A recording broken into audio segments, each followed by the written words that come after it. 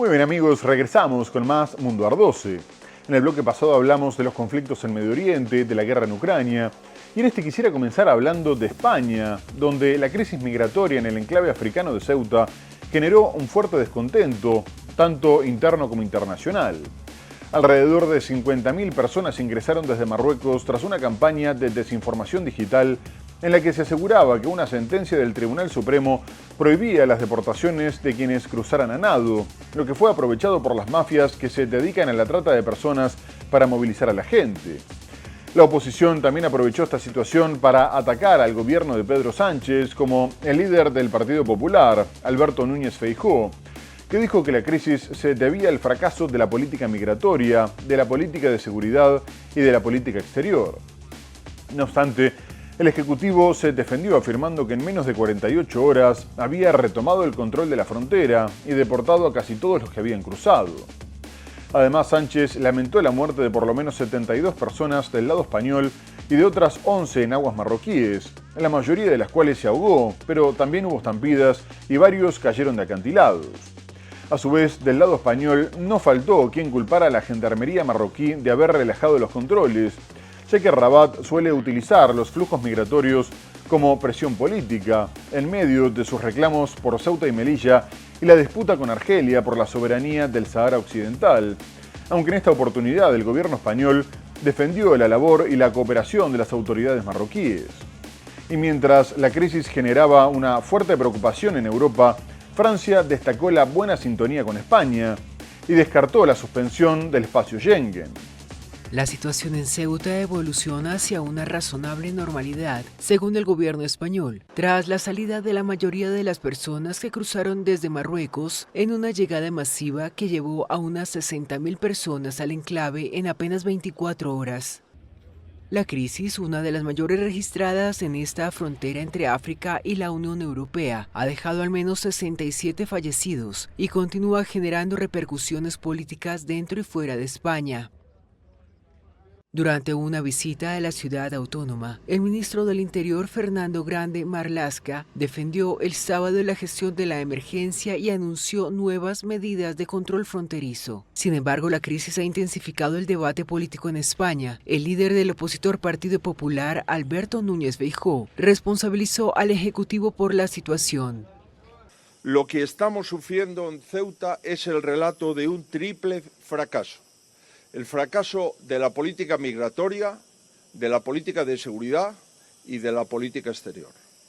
Todo ello es competencia exclusiva del Gobierno de la Nación. Desde Francia, el ministro del Interior, Laurent Núñez, destacó la cooperación con España y rechazó cualquier escenario de exclusión del espacio Schengen. Coopération avec l'Espagne qui est importante, pour vous donner juste un chiffre. Tenemos una excelente cooperación con España. Le doy solo una cifra: cuando detenemos a ciudadanos extranjeros en situación irregular, y eso por supuesto ocurre si tenemos en cuenta los recursos terrestres de los que disponemos en la frontera, son readmitidos en España en el 70% de los casos. Pero más allá del apoyo a España, Francia comunicó que había aumentado 5 veces el número de policías en la frontera, e Italia suspendió el acuerdo de libre circulación con España, reimponiendo por un mes los controles fronterizos en puertos y aeropuertos a pasajeros extracomunitarios, una medida respaldada por Dinamarca, Suecia y Finlandia, que no descartaron suspender el espacio Schengen, mientras los expertos aclaran que si bien se puede volver a aplicar controles de forma temporal, era imposible excluir a uno de los miembros de forma unilateral. Y quienes tampoco desaprovecharon la oportunidad de atacar a España fueron Estados Unidos e Israel, que tienen una mala relación con el gobierno de Pedro Sánchez. Donald Trump dijo que la crisis se explicaba por una débil aplicación de la ley, una mala administración y unas normas muy progresistas, al tiempo que advirtió que si los republicanos perdieran las elecciones de medio término de noviembre, pasaría lo mismo en Estados Unidos, pero mucho peor, ya que su frontera era más difícil de controlar.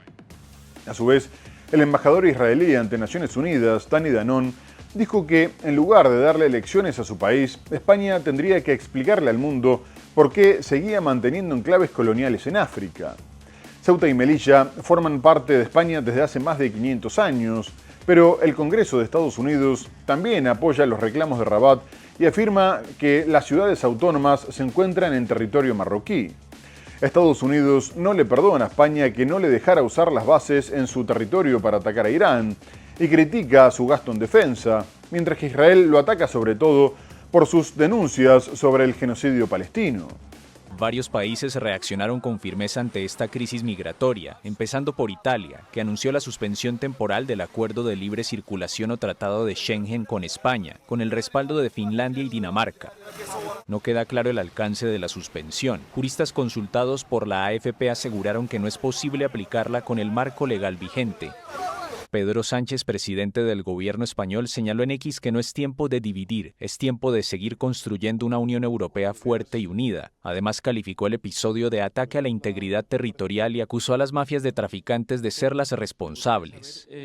Según el gobierno español, a última hora del viernes, la gran mayoría de migrantes que habían llegado a Ceuta, unos 48.000, ya había regresado a Marruecos.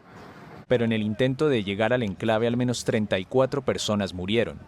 Hablamos del número de llegadas, por supuesto es muy importante, pero queremos también lamentar el número de pérdida de vidas humanas que esta crisis también ha dejado en la frontera entre Marruecos y España, entre Marruecos y la ciudad autónoma de Ceuta. El presidente de Francia, Emmanuel Macron, expresó su solidaridad con España al tiempo que el gobierno francés anunció que multiplicará por 5 los policías en la frontera. Desde Washington, el presidente estadounidense Donald Trump calificó de terribles las imágenes.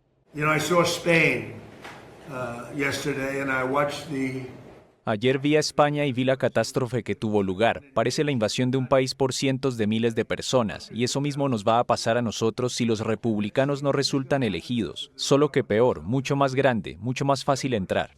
Y ahora quisiera ir a Estados Unidos porque la mitad de sus estados presentaron una demanda conjunta contra el decreto de Donald Trump con el que impuso los aranceles anunciados recientemente contra 60 países, asegurando que el mandatario utilizó una vía que ya había sido rechazada por la Corte Suprema. Los estados demócratas consideraron que el presidente estaba excediendo sus poderes y la fiscal general de Nueva York, Letitia James, destacó que tras perder en la justicia, la administración republicana volvía a aumentar ilegalmente los impuestos a las familias y empresas con una nueva ronda de gravámenes. El gobierno justificó los aranceles por su obligación de limitar las importaciones de productos hechos con trabajo forzoso, apuntando contra socios comerciales que supuestamente no lo hacen. Pero los estados afirman que no existe una relación racional entre la problemática y los aranceles impuestos, y denunciaron que las investigaciones al respecto fueron una simulación ilegal para eludir las restricciones de la justicia, y que la problemática no podía ser utilizada como pretexto para restablecer el esquema de tarifas. A su vez, la Casa Blanca respondió que el hecho de que hubiera países que no combatieran el trabajo forzoso violaba los derechos humanos y perjudicaba el comercio y a los trabajadores estadounidenses, por lo que no les quedaba otra que aprobar gravámenes de entre el 10 y el 12,5%, aunque se advierte que Washington está buscando perjudicar a Pekín, afectando las importaciones de sus productos. Tras el fallo de la Corte, Trump había utilizado una ley que le permitía imponer aranceles por 5 meses, pero el plazo ya venció. 25 estados demócratas demandaron el lunes al gobierno federal estadounidense ya que consideran que la nueva política arancelaria del presidente Donald Trump excede sus poderes. El gobierno Trump anunció el 23 de julio aranceles generalizados de entre el 10% y el 12,5% sobre 60 socios comerciales de Estados Unidos, luego de una investigación que los acusa de permitir el suministro de bienes de países que recurren a trabajo forzado. La coalición de estados en su demanda argumenta que no existe una relación racional entre el supuesto problema del trabajo forzado en las cadenas de suministro internacionales y los aranceles globales generalizados impuestos. Los nuevos aranceles entraron en vigor cuando expiró el 24 de julio el arancel del 10% que Trump había impuesto para sustituir su primera ronda de tarifas, anulada por la Corte Suprema en febrero. En sus alegatos, los estados gobernados por demócratas argumentaron que las investigaciones fueron un esfuerzo simulado e ilegal para ejercer un poder arancelario sin restricciones. Señalan además que se oponen al trabajo forzoso en todas sus formas y apoyan la protección de los trabajadores en todo el mundo, pero arguyen que la administración Trump no puede utilizar el trabajo forzoso como pretexto para continuar con su ilegal esquema arancelario. Desde que asumió el cargo para su segundo mandato, Trump ha trastocado el comercio mundial al imponer aranceles de amplio alcance tanto a aliados como a adversarios. Y en otro orden, el presidente del Parlamento de Venezuela, Jorge Rodríguez, comunicó que los muertos por los terremotos del pasado 24 de junio aumentaron a 6.125, mientras que sigue habiendo alrededor de 1.400 desaparecidos. Ahora el gobierno intenta hacer frente a la problemática habitacional, dado que no solo colapsaron 190 edificios, sino que 6.433 que quedaron en pie fueron calificados como de alto riesgo, muchos de los cuales ya comenzaron a ser demolidos, por lo que casi 24.000 personas viven en campamentos improvisados. Por este motivo, la Asamblea Nacional aprobó la Ley de Arrendamiento de Inmuebles con el objetivo de promover la oferta de viviendas en alquiler, y la mandataria Delcy Rodríguez aseguró que beneficiaría tanto al propietario como al inquilino. Además, también anunció un apoyo financiero para la compra de departamentos a través de subsidios del Fondo Venezuela Renace y créditos de la banca pública y privada, al tiempo que se entregarán 4.000 viviendas a fin de año. Venezuela incluso logró que el Fondo Monetario Internacional destrabara su dinero y mantiene una muy buena relación con el gobierno de Donald Trump desde la captura del expresidente Nicolás Maduro. Pero el secretario de Estado, Marco Rubio, comunicó que esperaba que el proceso de transición en el país durara meses y no años, al tiempo que aclaró que si bien le gustaría que fuese más rápido, preferían un cambio gradual, como estaba sucediendo, y consideró que ya hubo progresos tangibles. Estas declaraciones llegaron poco antes de que el ejecutivo de Delcy Rodríguez comenzara un proceso de diálogo con la oposición. La cifra de muertos que ha dejado el doble sismo que sacudió a Venezuela el pasado 24 de junio ascendió a 6.125, según el balance oficial divulgado el lunes por el jefe del Parlamento, Jorge Rodríguez. Decenas de familiares siguen en la búsqueda de desaparecidos en La Guaira, estado vecino de Caracas y el más golpeado por los terremotos de 7,2 y 7,5 que provocaron el colapso de al menos 190 edificios, según cifras oficiales. Según declaraciones a medios locales del gobernador del estado La Guaira, José Alejandro Terán, quedan cerca de 1.400 desaparecidos. La semana pasada el gobierno comenzó un proceso de demoliciones controladas en estructuras a punto de derrumbarse luego de los sismos. Casi 24.000 damnificados viven ahora en campamentos en Caracas y en el golpeado estado costero de La Guaira. Con el objeto de agilizar la renta de departamentos para enfrentar la demanda de vivienda de las personas que perdieron su hogar, el Parlamento de Venezuela aprobó el viernes una ley de arrendamiento que busca aumentar la oferta de inmuebles. Rodríguez anunció también que su gobierno prevé entregar unas 4.000 viviendas al término del año y que ofrecerá financiamiento para la adquisición de inmuebles para los afectados por los terremotos más devastadores en la historia reciente del país. Estados Unidos espera que la transición política en Venezuela se produzca en cuestión de meses y no años.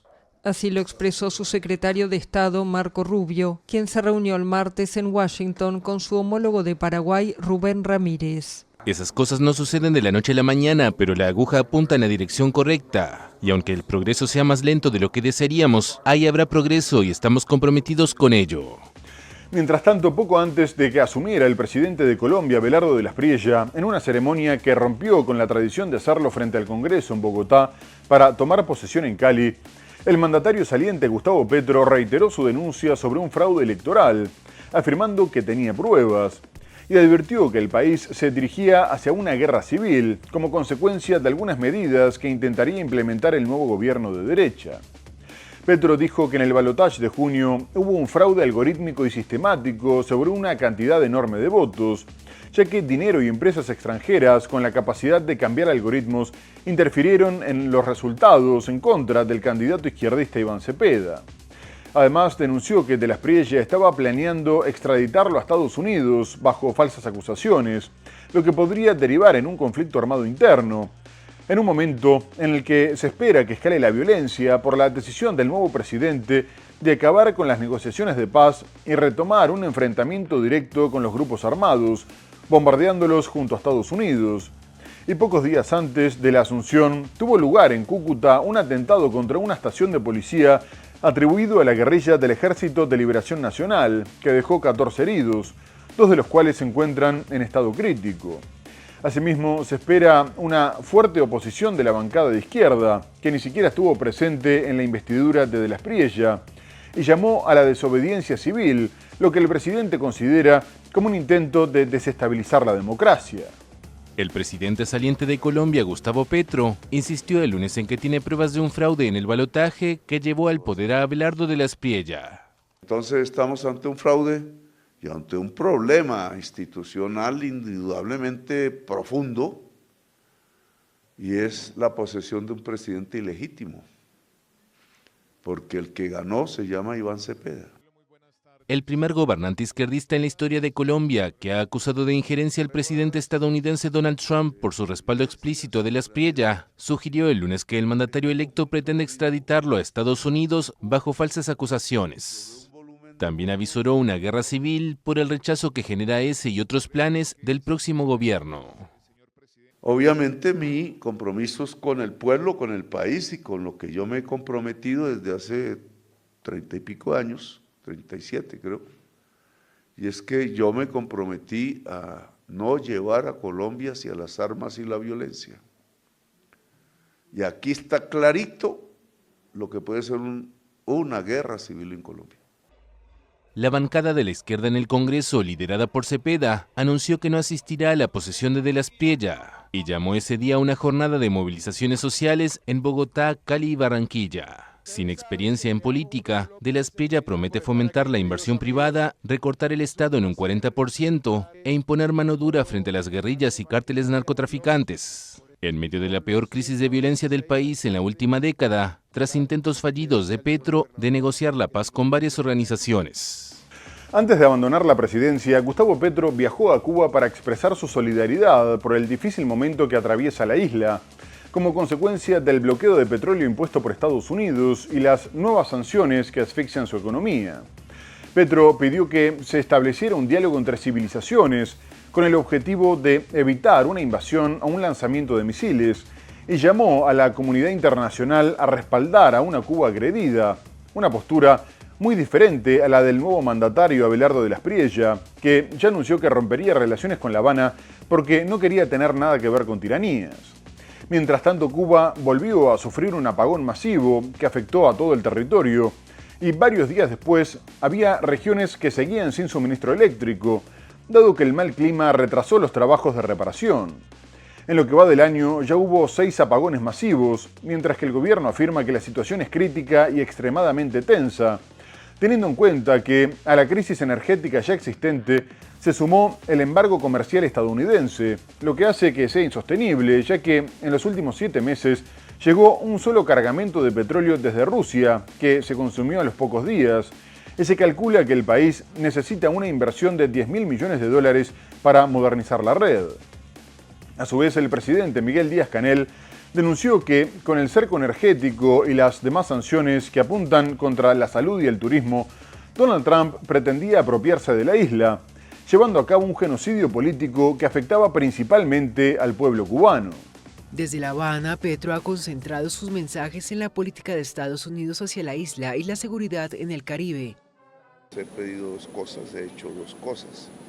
Hablar con su gobierno para aprovechar esa conversación de información, para pedirle a la humanidad solidaridad con Cuba, amenazada hoy violentamente por el bloqueo, por misiles, por una invasión, y solicitarle al gobierno de los Estados Unidos que se construya un diálogo entre civilizaciones en el mundo. Cuba comenzó el lunes a restablecer el servicio eléctrico tras un nuevo apagón nacional la noche anterior, pero el mal tiempo por lluvias provocó nuevas afectaciones sobre la red. En consecuencia, amplias zonas del país siguen sin suministro desde el domingo, en medio de una severa crisis energética y el bloqueo petrolero impuesto por Estados Unidos. Al mediodía del lunes, 7 provincias del occidente y centro de Cuba habían sido reconectadas al sistema eléctrico nacional, mientras que el 50% de La Habana contaba con servicio.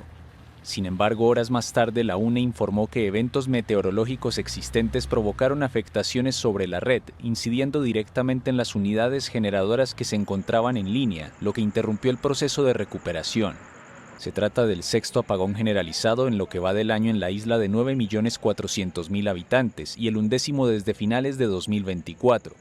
La Habana acusa a Washington de ser responsable de la crítica situación del sistema eléctrico, mientras que Estados Unidos considera que se debe a una mala gestión económica interna.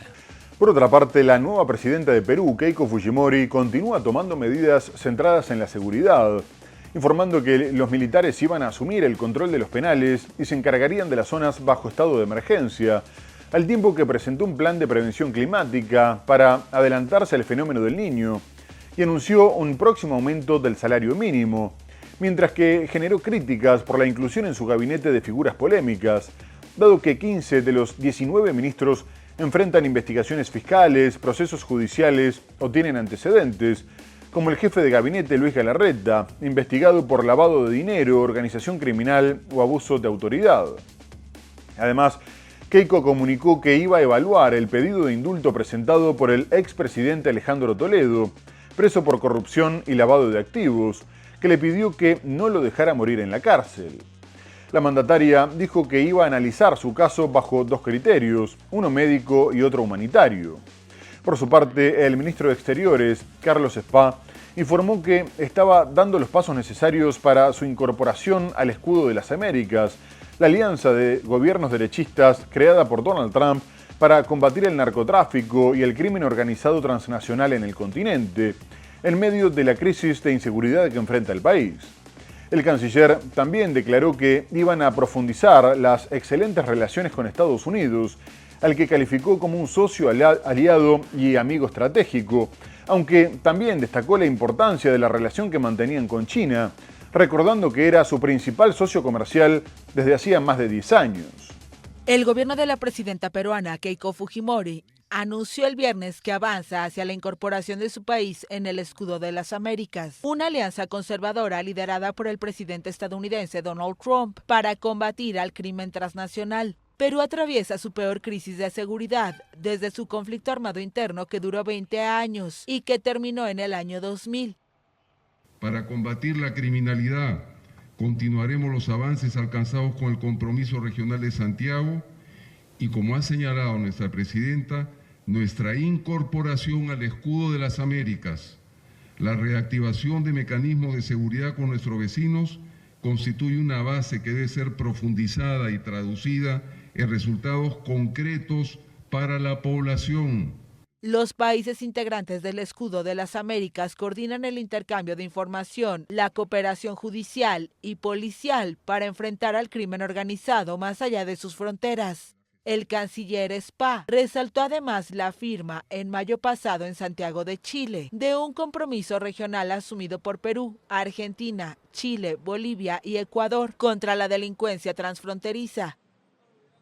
Profundizaremos nuestras excelentes relaciones con los Estados Unidos, un socio, aliado y amigo estratégico con el cual compartimos valores fundamentales y desafíos comunes de diversa índole en el hemisferio. Al mismo tiempo avisoramos el dinamismo de nuestros lazos con la República Popular China, nuestro principal socio comercial e importante fuente de inversiones. Y ahora vamos a ir a Brasil, porque su presidente, Luis Ignacio Lula da Silva, oficializó su candidatura para las próximas elecciones, en las que buscará un cuarto mandato no consecutivo. La campaña arrancó formalmente con un acto del Partido de los Trabajadores en Sao Paulo, en el que Lula prometió que iba a defender la soberanía y la independencia de Brasil ante el avance de Estados Unidos en el continente. El mandatario prometió aumentar el gasto en defensa para asegurar que no invadieran el país para llevarse al presidente, como ocurrió en Venezuela, y afirmó que tenían que estar preparados para que nadie se atreviera a tomarlos por tontos. Además, dijo que había mucha gente metiendo las narices en los asuntos internos e intentando poner las manos sobre su tierra, y prometió que defendería el patrimonio del pueblo como las tierras raras. El ex líder sindical mantiene una ventaja de 5 puntos de cara a una eventual segunda vuelta sobre el senador derechista Flavio Bolsonaro, hijo del ex mandatario Jair Bolsonaro, que cumple prisión domiciliaria por intento de golpe de Estado.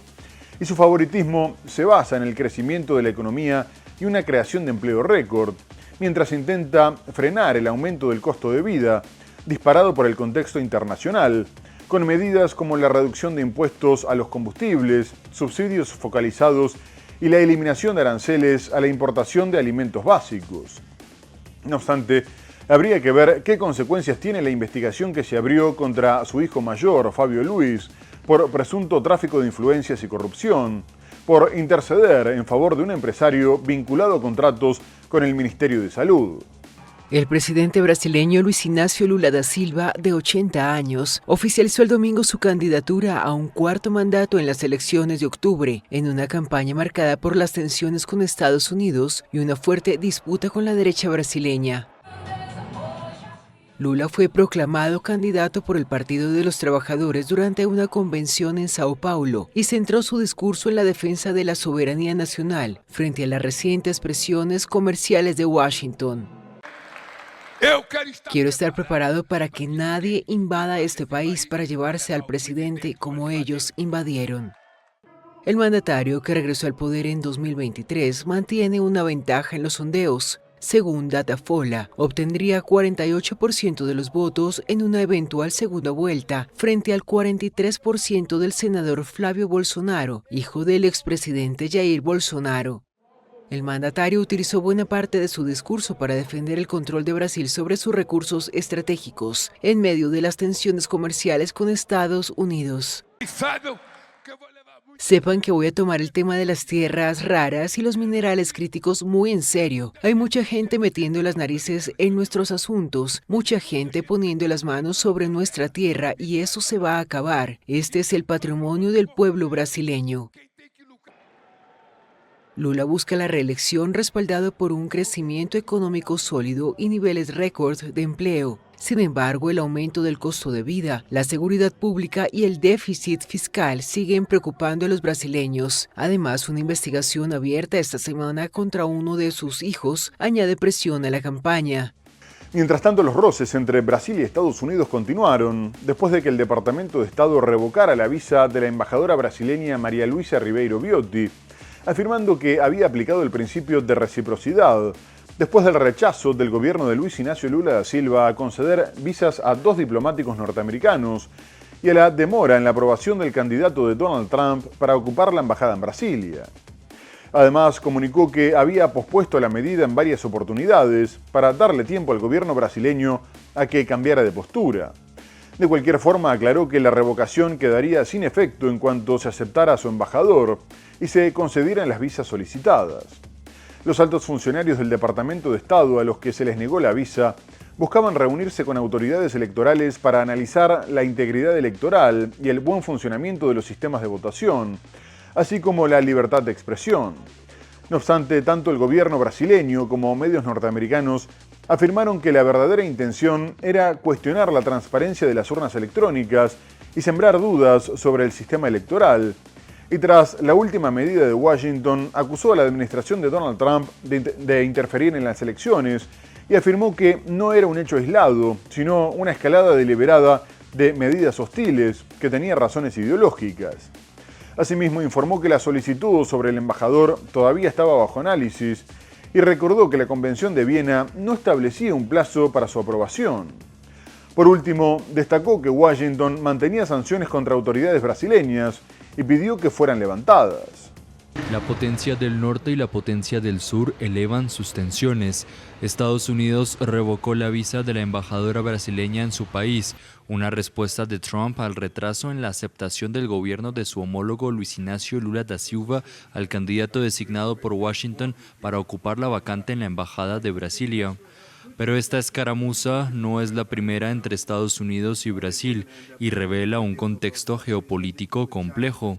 Por un lado, Trump busca profundizar su influencia en América Latina, en lo que analistas han apodado como la doctrina Monroe.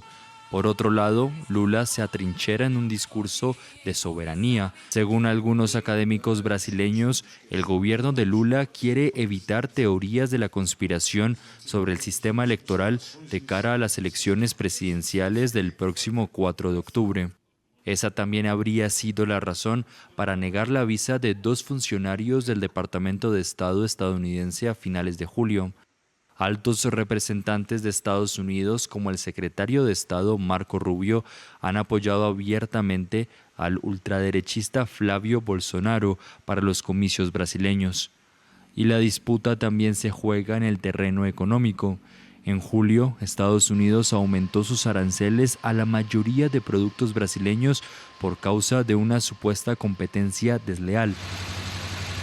Ante las políticas adversas de Trump, Brasil siempre ha prometido reciprocidad. Muy bien amigos, se nos ha terminado el programa. Hemos hablado de los conflictos en Medio Oriente, con la pausa en los ataques entre Estados Unidos e Irán y las negociaciones para el desarme de Hamás en Gaza. Abordamos otras cuestiones como la guerra en Ucrania, la crisis migratoria en Ceuta, pero lo tenemos que dejar hasta el próximo programa para seguir analizando la actualidad internacional en más Mundo Ardose. Muchas gracias por habernos acompañado y hasta entonces.